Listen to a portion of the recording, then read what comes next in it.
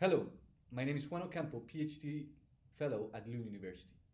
My interests are in financial inclusion and public governance.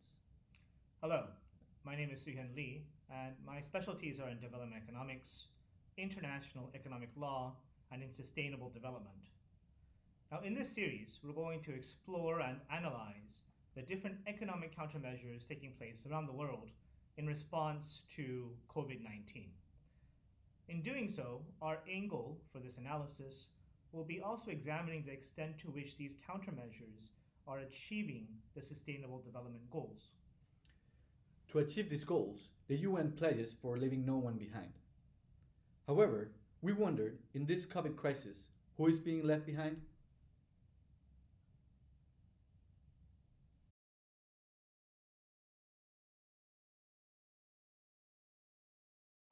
Greetings, I'm Suhyun, and today's topic will be Malawi's COVID 19 response and its larger connection to Malawi's Sustainable Development Goals. Malawi declared a state of disaster on the 20th of March without any confirmed cases of COVID 19. As a part of that response, the country budgeted 28 million USD. Now, to get an idea of where that money might go, we can look at aid inflows earmarked for Malawi's COVID 19 response effort. In terms of UK aid, an important target remains infrastructure capacity.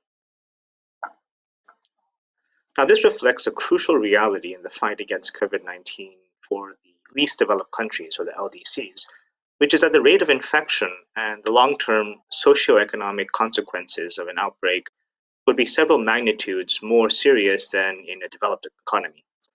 This also serves to explain Malawi's preemptive response. So where would Malawi's budget need to go? First, it would need to flow into improving health systems, which, as you can see here, has multiple aspects from governance, access to impact. Of them, the most immediate would be at addressing the lack of medical professionals to work on the front line of the COVID 19 response. On this table, you can see that there are 1 to 41,000 population in terms of the doctor population ratio, which is significantly less than the 1 to 10,000 that the WHO suggests in accomplishing Sustainable Development Goal 3C. Another area in need of budgeting is to ensure that economic migrants who may find themselves out of work in the case that, let's say, South Africa shuts down its borders, that they retain meaningful work and economic opportunities. And that includes people who may not have been working legally in the first place. The third area that requires funding is fighting supply-side shock. Now, Malawi is dependent on commodity exports like many LDCs. In the case of Malawi, it's tobacco leaf, which makes up 60% of its export revenues and about 11% of its GDP. Tobacco farmers face long-term risk as global supply chains get disrupted. And the consequences of that disruption won't end with COVID 19 in the wake of alternative suppliers or without long-term government stockpiling or direct purchasing options to keep these suppliers afloat. Finally, at the household level, the consequences of a digital divide is becoming a very real phenomenon, especially in terms of education. In terms of Malawi, the rural dispersion or propagation of ICT solutions are quite low, as you can see from this table. It will be important to ensure that at least provisional measures, like you see in Kenya, will be used to address this gap to make sure that there is reduced long-term impact to children in terms of catching up and leaving no one behind. You can access the article that accompanies this video, as well as other content regarding the Sustainable Development Goals at our blog. Thank you.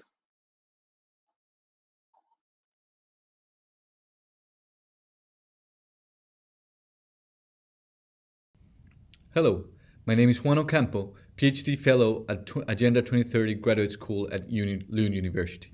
And today, I want to talk about how Canada is dealing with the COVID 19 crisis.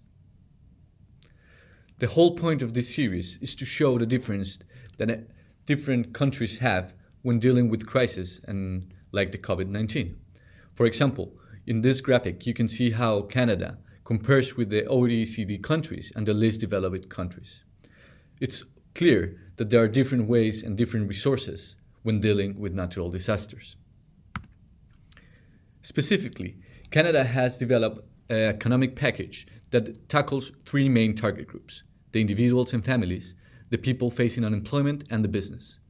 Each of them has different tasks and benefits that I recommend you to look at. In our blog series, you will see much more information in this regard. In general, the Canada government has invested around 774 million US dollars in investing in communication, in education, in economic packages, in crisis resolution, amongst other things.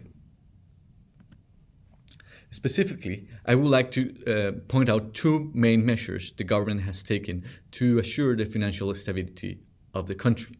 First, Canada is buying mortgage uninsured mortgages to provide financial institutions with more liquidity.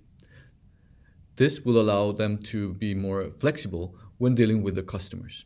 The second measure is how the regulators in Canada have adjusted the domestic stability buffer. This buffer was set to prevent financial risk after the 2008 crisis. Today, it was at 2% and it was expected to be increased to 2.25. However, due to the crisis, this buffer has been decreased to 1%, which clearly shows the urgencies that the Canadian government has identified. I want to talk about three main takeaways of this experience. First, the importance of having a clear strategy of communication and risk handling of Canada. They have developed very basic principles and they really embed them in how they're managing the crisis. The second is the importance of having a digitalized governance and public administration. When you look at Canada's way of handling this crisis, you can clearly see how people can easily access information, go into the contact points, and apply for the benefits, all in their digital platforms.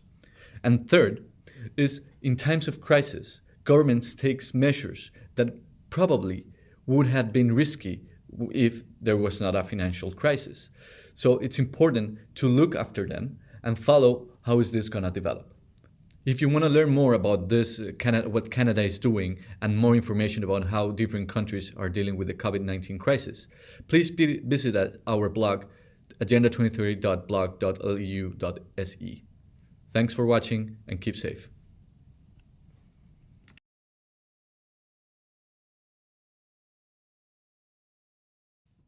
Suhan, while I was doing research in Canada, there was something that caught my mind. This risk buffer that Canada has developed to balance the financial crisis. I've heard that in the 2008 financial crisis, this was quite a important measure governments were doing, is to increase the financial buffer. But now Canada has decreased this buffer to 1%. What do you think about this? Yes, I mean, so a buffer acts in a way to insulate an economy against exogenous financial shock. So whether that's too much lending, like we saw in 2008, or indiscriminate, irresponsible lending, or in this situation with COVID. But in this situation, we see that the primary economic problem is that there's not enough spending. There's not enough consumption going on because of shutdown measures or whatever else. So by reducing the buffer, you're increasing the economy is trying to increase the amount of liquidity, which means that more people have access to loans, more financing is available, and it pushes people to expand their spending, expand their investment in order for the economic recovery after COVID-19 to be, I suppose, more swift, because with greater velocity of money, you have more jobs being created and all these things. But the problem then, if we return to the idea of sustainable development, is that more spending is good, economically speaking. And in almost any economic crisis, you always have the government trying to encourage spending. However, there is a difference between sustainable spending, sustainable consumption, and just consumption. And I think that one thing we realize is that this is a natural disaster. And the more we are irresponsible in our economic behavior towards climate change, towards sustainable development, we're only digging a deeper hole for ourselves. So I think it's very important for Canada to make sure that, yes, increasing consumption, increasing investment as opposed to deterring from saving, which is a risk reducing or risk abating behavior in response to fear, you have to make sure that the consumption that's taking place is going to be aligned with Canada's broader sustainable development goals. COVID-19 shouldn't interrupt in the intermediate, the long, or even the short term Canada's approach to achieving its sustainable development goals through greater consumption. I think that's a very good point, and it led us to thought about a little bit about how financial measures you're having now have definitely an impact in the sustainable development of countries. So Juan, one of the things, or one of the main criticisms against the Malawian countermeasure is that there's a general lack of transparency and public disclosure on the state of COVID-19 in Malawi, the sort of how the money is going to be used in budgeting, what exactly are the specific parameters of the response and the countermeasure, and just it's generally a lack of civic participation, and I think a lot of it is because there's sort of different levels of legality in economic activity and all these things. So I suppose one question I had is, what do you think is the importance of public disclosure, public involvement, and transparency in mounting a countermeasure against something like COVID-19? Well, I think that's a very good question, because in this time of crisis, you depend on the governments. And less developed countries, they have a lot of their trust and depends on how the government will react. So basically, in terms of risks, when you are dealing with a risky situation, governments should have at least 4 main points. First, develop a national strategy. Second, assign leadership, a group that is going to organize and coordinate all this strategy. Have engaged all governments, like that means like ministers or department regions, engage them into how to respond to this crisis. And finally, make alignments and relationships with international partnerships. Right. So to attend this, you have to be able to show the rest of the world what you are doing. And if you are not able to demonstrate this through, for example, your webpage or the information you have, well, it's hard to trust, both internationally and locally. So if you're a citizen and you want to know, okay, what's happening, and you want to get informed, but the only way of doing this is through your governance webpage, which is not updated or doesn't have any information, well, you will have to go to social media. And as we know, it's not the best way of getting information. There's a lot of fake news, disinformation, and people will start taking uninformed decisions. And of course, this is not going to help to the crisis. It probably would increase the crisis. So that's something important we have to take in mind when dealing with this crisis. Yeah. So yeah, it's a very good point. I mean, so there's a matter of increasing risk without transparency, and also losing some good opportunities for partnerships and complementarities. That's a very good point.